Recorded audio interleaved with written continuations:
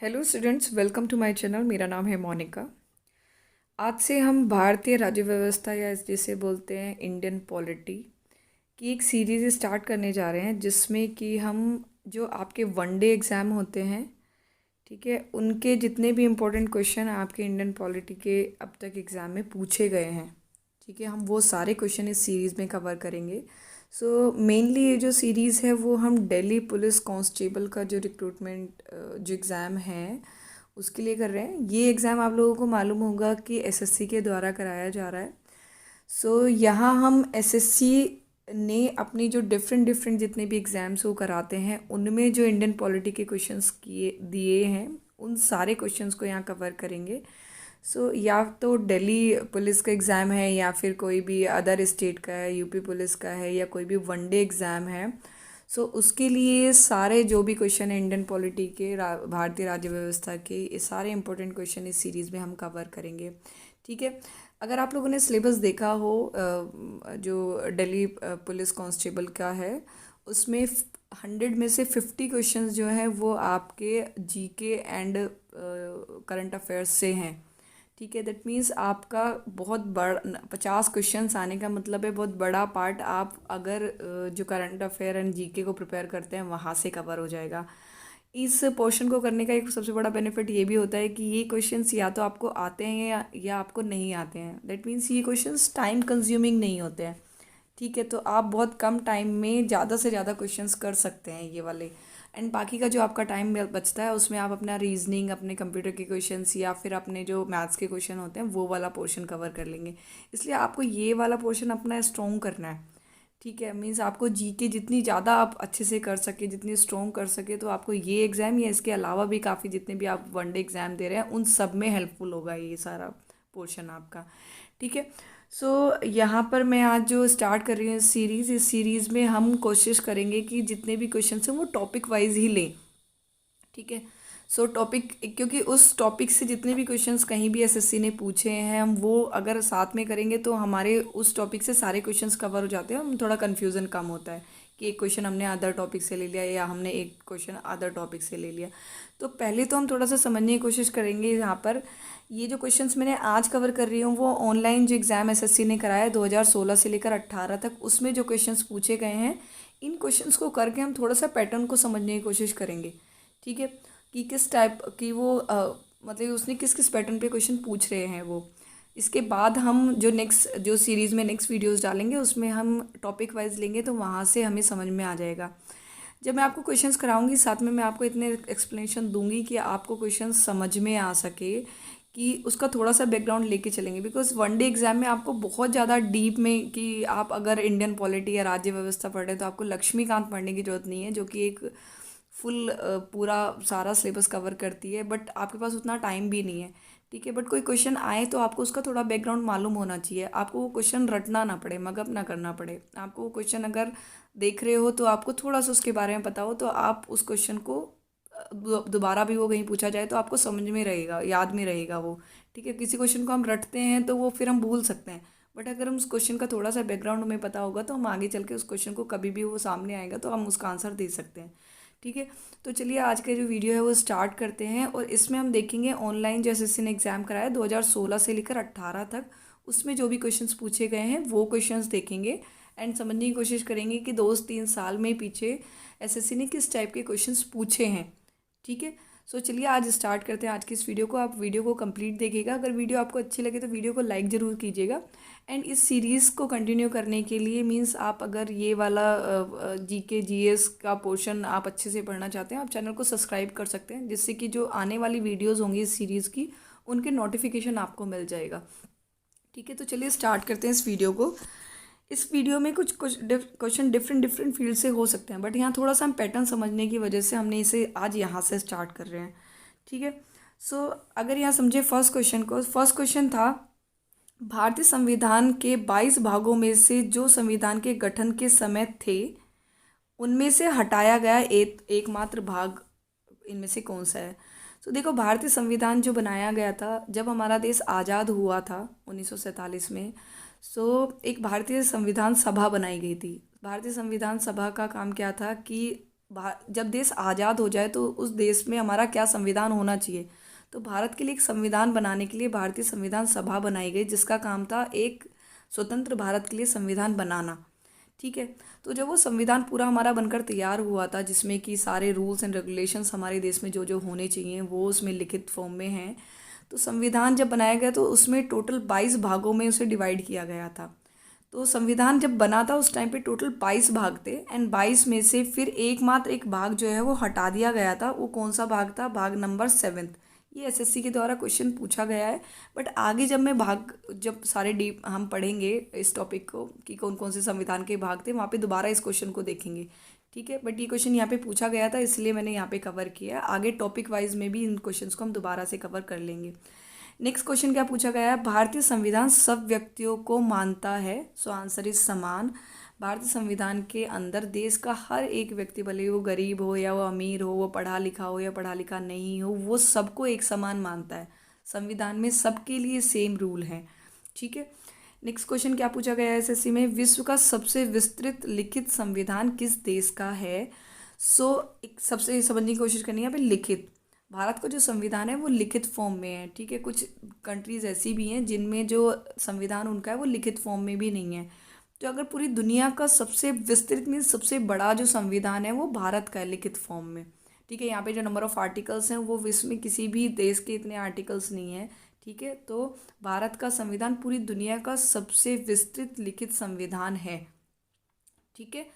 Next question is समस्त भारतीय नागरिकों को समानता के लिए आश्वस्त करना कौन करता है? ठीक है। मतलब कौन बताता है कि भारतीय नागरिक जो हैं वो सारे के सारे समान हैं, उनके पास समान अधिकार हैं। तो भारत का जो संविधान है वो ये कहता है कि भारत के संविधान के लिए भारत का हर एक नागरिक समान है। ठीक है। नेक्स्ट क्वेश्चन क्या पूछा गया था? कौन सर्वोच्च कानून है जिससे किसी क्षेत्र में रहने वाले लोगों के बीच के आपसी संबंध तय होने के साथ साथ लोगों तथा सरकार के बीच भी संबंध तय होते हैं? ये भारतीय संविधान में ही लिखा गया है कि किसी भी क्षेत्र में रहने वाले लोगों के बीच में जो आपसी संबंध है एंड उनका जो देश की सरकार है उसके साथ में जो संबंध है, ठीक है, उसके बारे में सब किस में लिखा हुआ है? भारतीय संविधान में बताया गया है। ऑनलाइन के जो क्वेश्चंस थे वो जो हमें ऑब्जेक्टिव टाइप पे नहीं मिले हैं, वो क्वेश्चन आंसर की फॉर्म में मिले हुए हैं। बट इस टाइप के क्वेश्चंस जो हैं एसएससी ने पूछे हैं पिछले 2-3 साल में, ये सारे मोस्ट इंपॉर्टेंट क्वेश्चन हैं। आपको यही पैटर्न को समझना है। आपको ये नहीं है कि आप बहुत डीप में पढ़ें, बट आपको ये समझना है कि एसएससी किस किस टाइप का क्वेश्चन पूछ रही है एग्ज़ाम में। ठीक है, वनडे एग्ज़ाम में। नेक्स्ट क्वेश्चन है भारतीय संविधान में संघवाद किस देश से लिया गया है? तो देखिए, जब भारतीय संविधान बनाया गया था, भारतीय एक संविधान सभा बनी थी।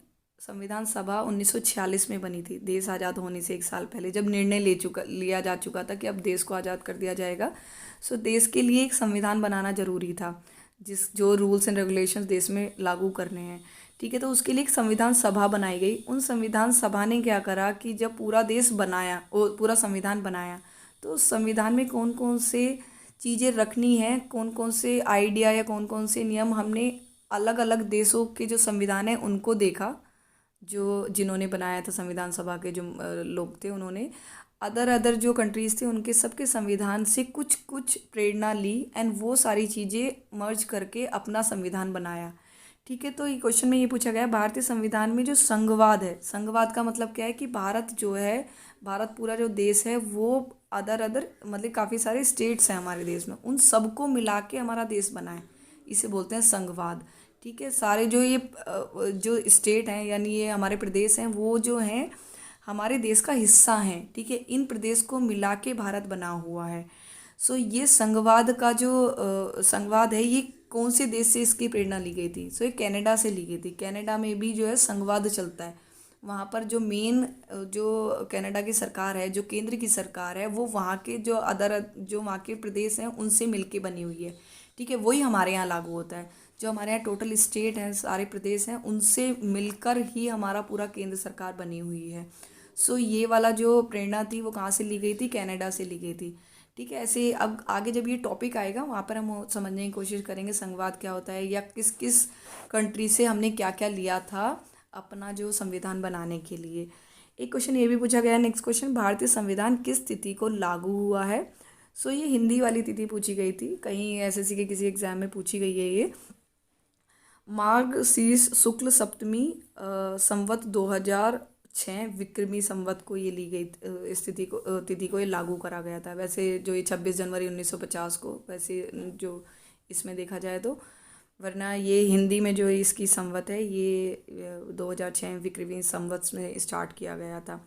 भारतीय संविधान पूरी तरीके से बन कब गया था? 26 नवंबर 1949 को बन गया था, बट लागू कब से हुआ था? 26 जनवरी 1950 से लागू हुआ था, जिस दिन हम गणतंत्र दिवस मनाते हैं। ठीक है, नेक्स्ट क्वेश्चन है, संविधान सभा में किस देशी रियासत के प्रतिनिधित्व ने भाग नहीं लिया था? ठीक है, संविधान सभा मैंने आपको बताया संविधान बनाने के लिए एक संविधान सभा बनाई गई थी। ठीक है, तो उसमें सारे देशी रियासत यानी सारी जितनी भी उस टाइम पे देशी रियासत थी सबने पार्टिसिपेट किया था, बट किसने नहीं किया था? हैदराबाद के जो निजाम थे उन्होंने पार्टिसिपेट नहीं किया था।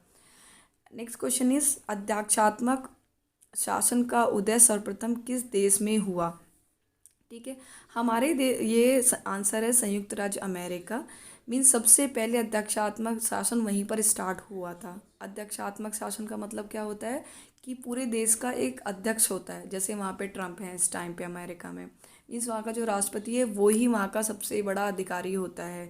हमारे देश में ऐसा नहीं है, हमारे देश में क्या है, गणतंत्र है, मतलब जनता चुन के भेजती है एक बंदे को।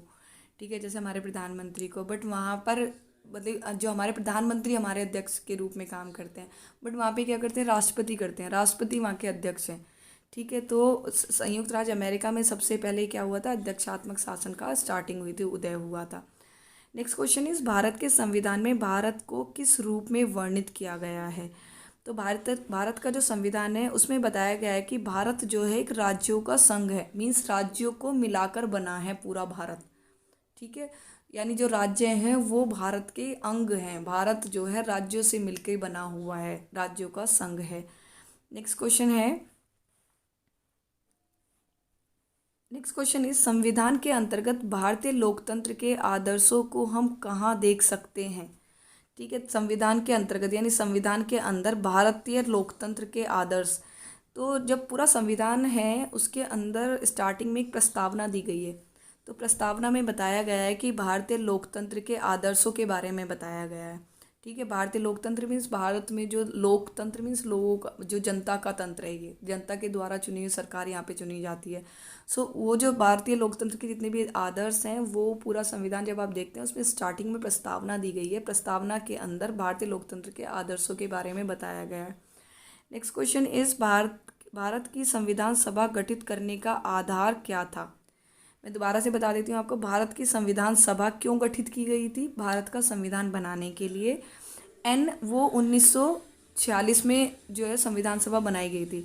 सो 1946 में कैबिनेट मिशन प्लान एक बनाया गया था। ठीक है, उसमें ही बताया गया था कि भारत की जो संविधान सभा है वो किस तरीके से गठित करनी है, एंड संविधान सभा को क्या करना है, संविधान बनाना है। ठीक है, तो संविधान सभा गठित यानी बनाने के लिए हमने कौन सा प्लान लिया था? कैबिनेट मिशन प्लान में ये संविधान सभा गठित करने का निर्णय लिया गया था, जो कब हुआ था? 1946 में।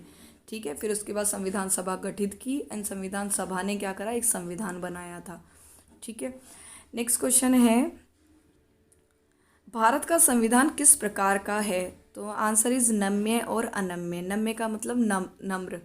ठीक है, मतलब कि भारत का जो संविधान है वो नम्र भी है और अनम्र भी है, मतलब अनम्य भी है, मतलब वो कठोर भी है और नम्र भी है। समझने की कोशिश, उसमें कुछ कानून ऐसे हैं जो मतलब नम्र हैं, जो इजी हैं सब लोगों के लिए, एंड कुछ कठोर कानून भी देश में बनाए, संविधान में लिखे गए हैं देश के लिए।